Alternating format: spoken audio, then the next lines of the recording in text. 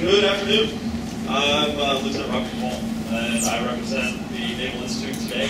It's not my daytime job, but I'm a volunteer that is on the editorial board. And as I'm going through, I realize I'm the last one before lunch. So I'm going to make this short, but I want to throw out some ideas, and I want it to be interactive. If you're sitting at a computer, I want you to pull up a couple of tabs. One of which is USNI.org, and the other one is the Navy Innovation Guide that was put forward by Admiral Kraft and his staff. And through this presentation, I too am going to tell a short story, but it's the story of the Naval Institute over the last couple of years. And I want to show how the Naval Institute is mirroring some of the things that are happening here at NWDC, and I want to convince you that your voice can be heard, and I want to show you some tools to which you can get those ideas out. Now, you've heard the history of what an impact lieutenants can make, and that's true for all junior leaders. We can make a huge impact, but your voice has to be heard. And so the Naval Institute wants to be that center, that place where the conversation, the dialogue can happen. It has been for 139 years. It was started by a group of junior officers that got together and wanted to write. They wanted to get their ideas out. And it continues to be that today. Next slide. So 2 years ago, I had some ideas. But I didn't think that writing them was in my best interest. I thought that my leadership would look down on it. I thought that I would probably get a black mark in my record for doing so. And somebody handed me this article. It was a 2008 article by Admiral Jim Steveries. And in it, he says that if you have an idea, if you have something that is worth taking forward, that can benefit the community, you have to publish it. You have to take your community farther. He himself has published dozens of articles. He's published 5 books. He published 6 articles before he was a lieutenant commander. The only one that I know of that can beat that is maybe BJ. But he also went forward and said, in fact, proceedings or any professional journal would become irrelevant without the youth of the force publishing ideas and taking interest in the greater professional conversation. It is up to us.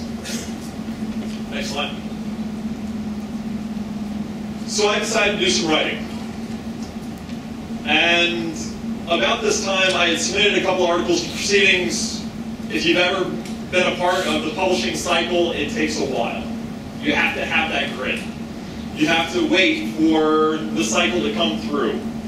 And anyone who knows anything about our generation knows that we don't want to wait for that feedback. We just don't want to. So I decided to try a different outlet, the Naval Institute blog. And I was reading a book by these 2 authors named Strauss and Howe. And they've written a series of books on generational theory. Now, in this book, Millennials Rising, it talks about a number of things, one of which being that the method of communication between generations is starkly different. It's one of the #1 things that divides generations between Generation X and Generation Y, or the Millennials. Millennials start in 1982. That's, if you were born in 1982 or after, you were part of the Millennial generation. Those that are in the Millennial generation use social media almost continuously. Facebook, Twitter, LinkedIn, they blog. They want instantaneous feedback. Whether it's good or bad, doesn't matter. They want feedback. They want to hear what people think about their ideas. So I wrote this blog piece that said that we are all naval professionals. And I was focused on junior officers at the time, but this applies to the enlisted realm as well. That we are all professionals in our craft. We are very proud of being naval professionals.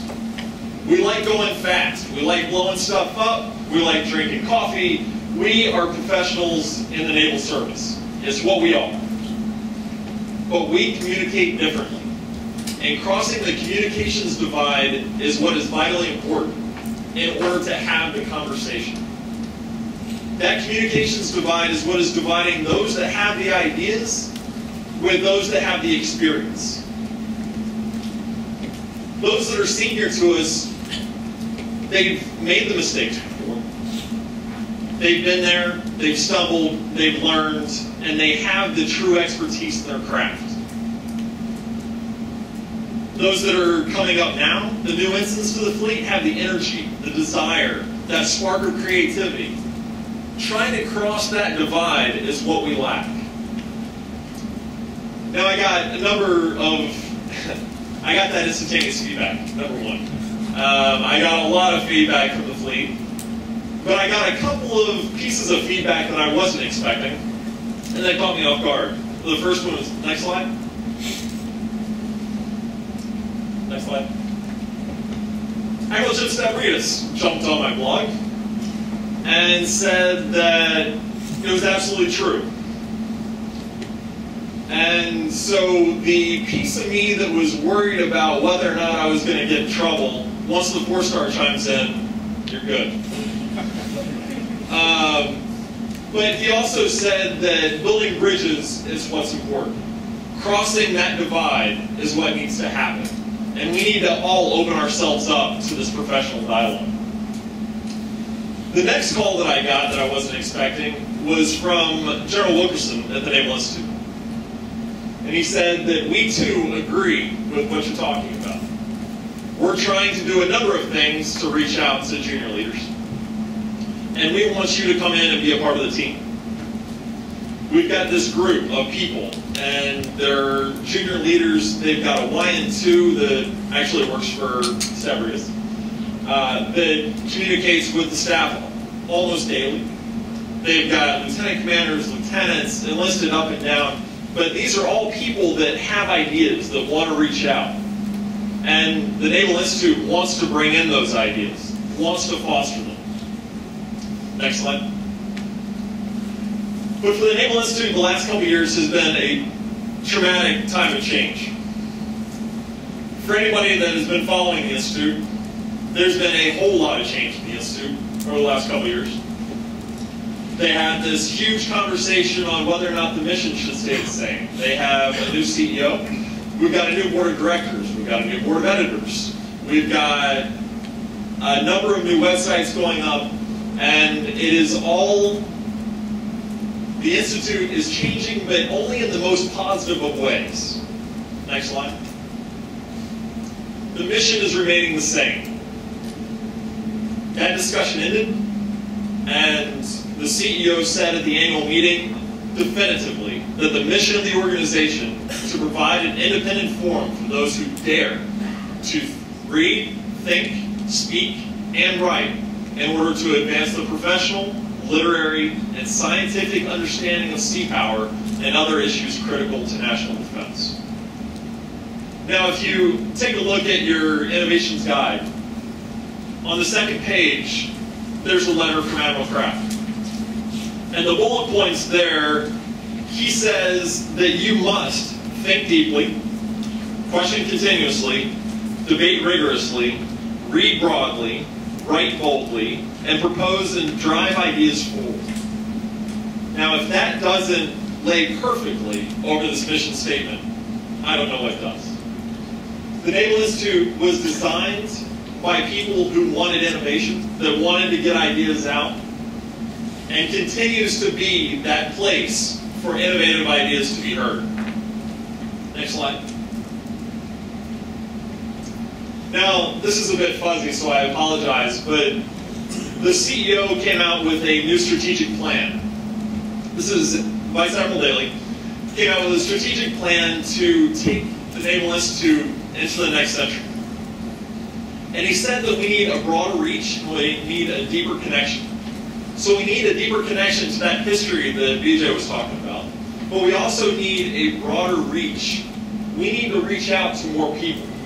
We need to reach out to you. The Naval Institute currently has 48,000 members. And these are members that love to read proceedings. Some of them are on the blog. They love to communicate, but it's not enough. 48,000 people when our force is over 300,000 just isn't enough. It's not. We need to reach beyond our current bounds, and we need to spread the conversation much wider. The active duty participation is what is critical to the innovation of our force. Next slide. So this is what the Naval Institute had, and still has. Next slide. Proceedings Magazine is the pinnacle of the professional naval dialogue.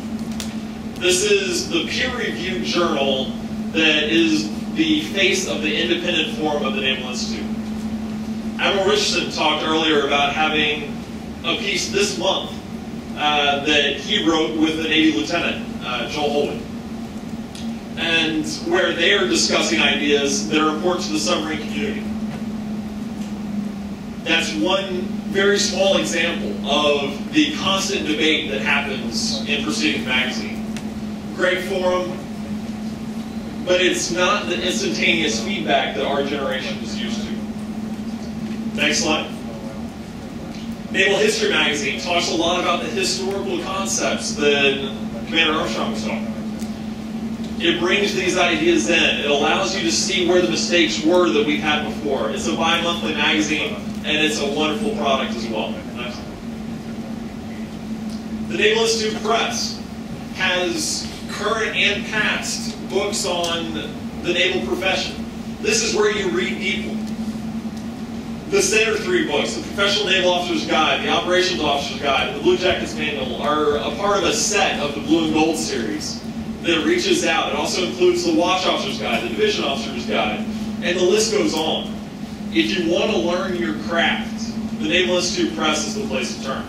They're also coming out with ebooks now. About half of the 80 books that are produced this year are going to be in ebook format. Next. But where we start to cross the generational divide is with the blog. This is where you have the older generation and the younger generation coming together and both reading the same material and providing that dialogue that is so critical to move our force forward.